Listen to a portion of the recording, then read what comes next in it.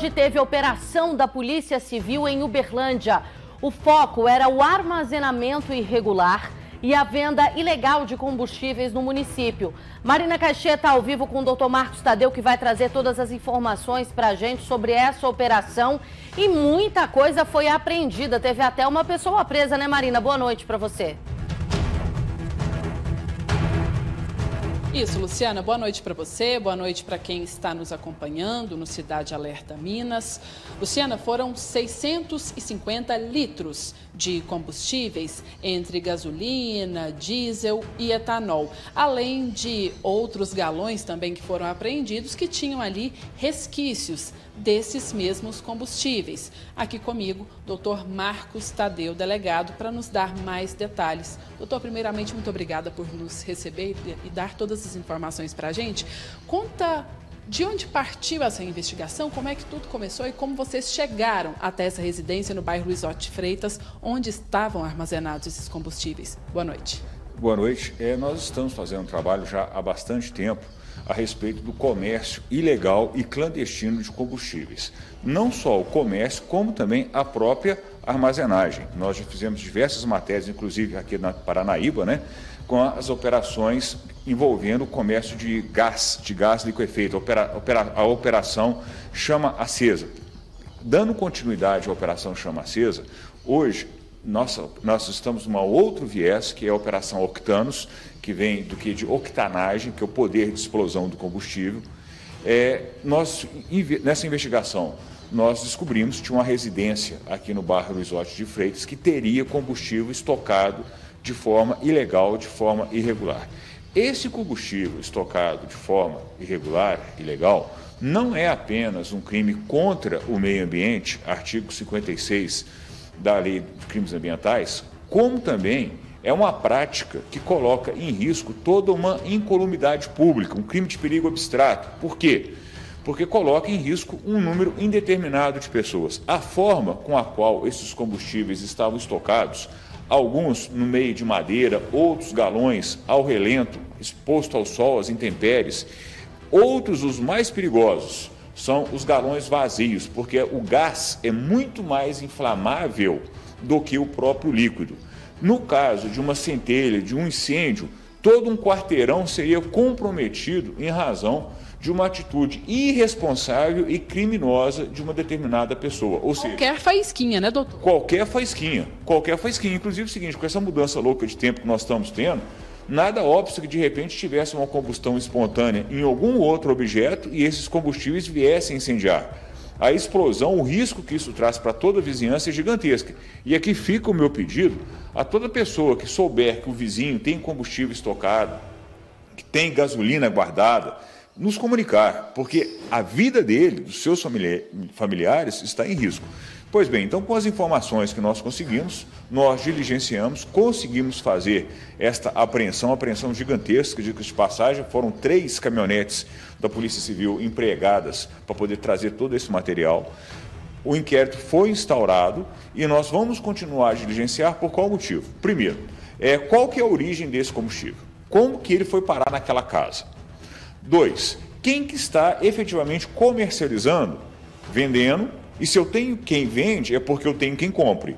E a pessoa que compra esse combustível, ela se sujeita a 2 coisas. Primeiro, a prática do crime de receptação, artigo 180 do Código Penal. E 2, ela está colocando o seu próprio veículo em risco. A gente não sabe a procedência desse combustível.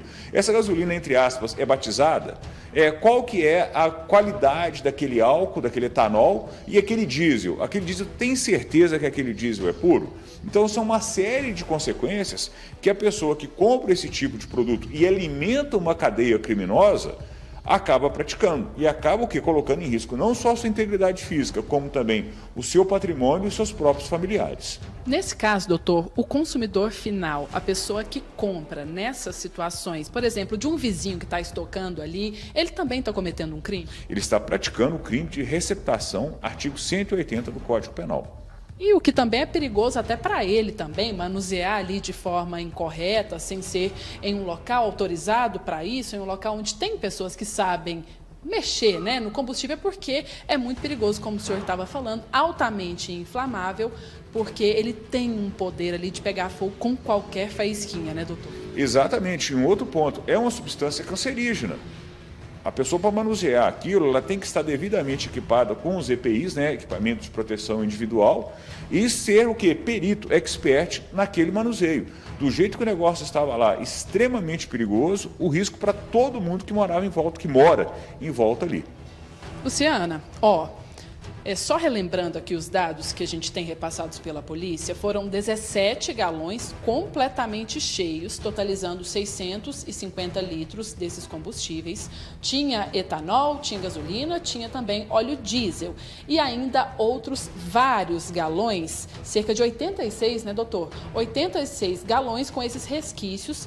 Inclusive, o doutor Marcos disse que ali estava o perigo maior justamente por ter pouquinho combustível ali, né, de metade para baixo. O gás ali poderia estar muito propício a, por exemplo, causar uma grande explosão, um grande incêndio ali, não só na residência, como também passar para as outras residências, porque o bairro Luiz Otto Freitas é um bairro residencial, então poderia prejudicar muita gente, inclusive comerciantes dali do local. Agora, doutor, essa pessoa que foi presa é mulher, homem, e o que diz para vocês? É uma mulher, ela foi ouvida, foi instaurado o inquérito policial, porque nós queremos puxar todo o fio do novelo, levantar toda essa cadeia, como que ela conseguiu esse combustível? E ela estava ali, entre aspas, apenas tomando conta da casa. Tá? Então, o nosso objetivo principal é o quê?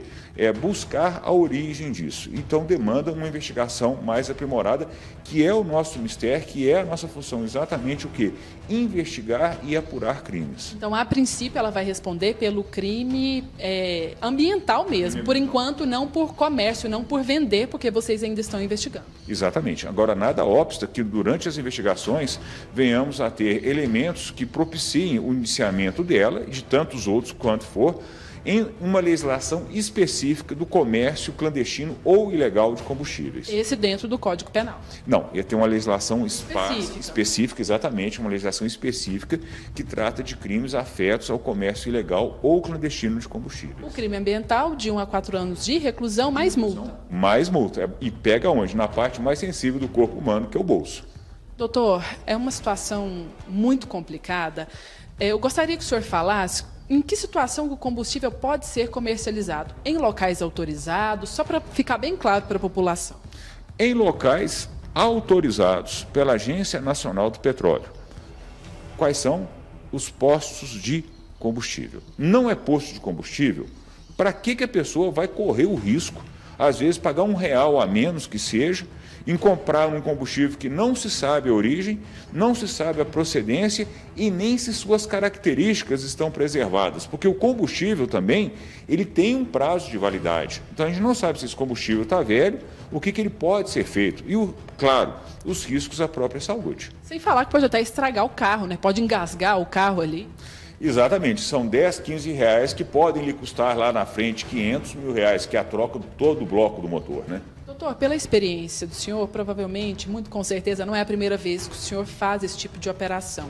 Pela experiência do senhor, em outros casos, de onde costumam vir esses combustíveis? É de fora, de outros países? Pela experiência do senhor, o que o senhor acha? A maior parte são cargas desviadas. Quando a gente fala carga desviada, é tanto aquele caminhoneiro que simula que foi vítima de um furto, que foi vítima de um assalto e levaram o caminhão e aí vende a granel essa carga, como também com cargas que foram efetivamente roubadas nas nossas rodovias. E aí há todo um trabalho, existe toda uma organização criminosa envolvida nisso para poder dar vazão a esses combustíveis. Então é um crime que vai levando a outra, uma cadeia enorme. Exatamente. E nós temos, graças a Deus, aqui em Uberlândia, um histórico de combate eficaz a organizações criminosas, principalmente aquelas voltadas à lavagem de dinheiro. Esse combustível foi levado para onde? Nesse momento ele está onde agora? Qual que é o destino final dele agora? Bom, esse combustível foi armazenado num lugar bem discreto, seguro, com características específicas para esse tipo de guarda. Por qual motivo? nós coletamos amostras dos diversos galões e encaminhamos ao Instituto de Criminalística, vamos encaminhar ao Instituto de Criminalística em Belo Horizonte para vermos se aquele combustível é puro, se ele está no prazo de validade ou se ele está adulterado. Dependendo do resultado, outros crimes poderão surgir também. E depois dessa perícia técnica sendo feita, é até uma curiosidade, porque a gente não sabe para onde vai. Qual fim vocês dão para esse tipo de material? Bom, suponhamos que esse combustível não esteja apto ao consumo. Ele será incinerado. Existe uma empresa no estado de São Paulo que ela é especialista na incineração de produtos químicos, incluindo combustíveis. Se ficar demonstrado que esse combustível está apto ao uso, nós faremos uma petição, uma representação ao Poder Judiciário, solicitando ao juiz de direito a autorização para que ele seja doado a entidades públicas. Então, por exemplo, o Corpo de Bombeiros, especificamente, o sistema prisional, alguma entidade de fins sociais. Isso aí, com uma ordem judicial, nós poderemos fazer. Talvez a própria Polícia Civil também. A própria Polícia Civil também, né? Doutor, muito obrigada pelas informações, e o doutor Marcos Tadeu sempre nos atendendo, sempre passando todas as informações para a imprensa, para a gente repassar para a sociedade, porque é muito importante que todos estejam muito atentos para não cair nessa de comprar combustível que não tem nenhuma procedência, não tem nada, não tem nota, não se sabe de onde vem e como foi manuseado anteriormente, se tem algum outro tipo de substância e principalmente, né, a população não pode guardar esse tipo de material em casa. Luciano, como o doutor Marcos disse, uma faísquinha aí é uma explosão gigantesca, é um acidente que pode colocar em risco a vida de várias pessoas. Então, tá aí o trabalho da Polícia Civil, 17 galões, totalizando 650 litros de combustíveis, mais outros mais de 80 e com resquícios também desses combustíveis. Lu. Muito obrigada, Marina, pelas informações. Parabéns ao trabalho da nossa Polícia Civil. Agradecer a gentileza do Dr. Marcos Tadeu, sempre participando aqui do Cidade Alerta e trazendo para a comunidade uberlandense, principalmente, o resultado de todas essas operações que são deflagradas aqui. Nós não podemos tirar por menos uma história como essa de armazenamento irregular. Armazenamento, falei certo agora, né? É isso. De armazenamento irregular de combustível e venda ilegal, porque nós estamos falando de um risco do consumidor, de quem comete esse crime, de todo mundo. A comunidade inteira corre risco e pode pagar muito caro por aqueles poucos reais economizados. Agora, a investigação continua para se descobrir de onde vieram todos esses galões de combustível, que ao que tudo indica são desviados de cargas aí da região, mas a gente vai continuar acompanhando.